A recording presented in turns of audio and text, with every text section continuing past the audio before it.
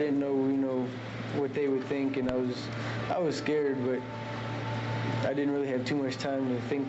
I know what they would think, and I was scared, but I didn't really have too much time to think about how scared I was. All I thought about my mom and my dad. It's one very fortunate young man, that Sergeant Joe Mlinar, one of the 20 soldiers wounded in Sunday's helicopter attack in Iraq. The missile strike killed 16 others on board. Now, the escalation of violence has taken a toll on the troops and on loved ones back here in this country. We're going to talk with the sergeant's parents about his condition, about the stress that they live with every day. Welcome back to the early show. Yeah, they, like so many others, too. Also ahead, our special series, we've been talking about it all week long, dealing with diabetes. We're going to focus on a promising new treatment that could make insulin shots a thing of the past for some diabetics.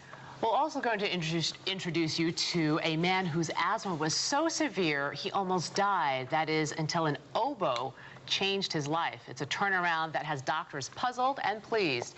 And speaking of music, Hannah is spending the morning in Nashville. Hi, Hannah.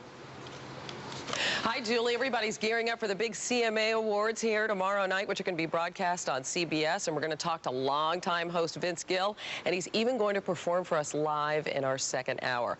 By the way, record high of 81 degrees here in Nashville. For a check of the rest of the nation's weather, let's go back to New York and Dave Price. A lot of records yesterday, Hannah, and country records. What we're going to be hearing as the CMAs get underway. Good morning, everyone. Celebrating a birthday today, our First Lady, Laura Bush. Have a very happy and healthy 57. We don't talk about age. Let's take a look at what's going on the East Coast. More warm weather through the mid-Atlantic states. There is some thundershower activity stretching from the Great Lakes on down through St. Louis into portions of Texas. You could see some travel delays if you're flying through those airports. Very cold weather as we continue to see snowy conditions through portions of the northern plain states into the northern Rockies as well. Ski season kicking off in style, and on the West Coast, we're talking about cool temperatures in the 60s along the California coastline. Here's an early look at what's going on in your area. This is a CBS Detroit weather update. Here are the current conditions.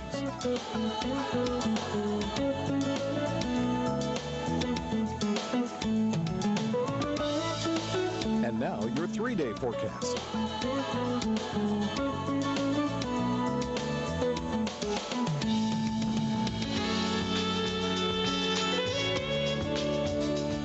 This has been a CBS Detroit weather update. More weather in just a little while. Harry? Thanks, Dave. As we noted, Sergeant Joe Mlinar was one of the soldiers who survived Sunday's deadly attack on a helicopter in Iraq. Mlinar spoke about the attack before being airlifted to Ramstein Air Base in Germany for treatment. When we were flying here, there was a loud explosion and black smoke and dust and rocks everywhere or something. And then there was another explosion, and that's when the back end of the Chinook caught on fire. It was winning flames, and it started going down, and then it just hit the ground. And then when I started looking, I was on the ground, I started looking around, and there's just, everyone was all over the place. How are you feeling? Tired and sore, but relieved, really relieved that I'm alive, thankful. Sergeant Mlinar's parents, Jim and Stephanie Mlinar, are at home in Huntsburg, Ohio, along with their daughters, Janice and Michelle. Good morning to you all. Good morning. Good morning. A picture of him looks pretty good, I would think, from your perspective. Have you been able to speak with him? Yes, we have. Yes. Yes. How's he doing? He's doing exceptionally well. Yeah, he's in good spirits.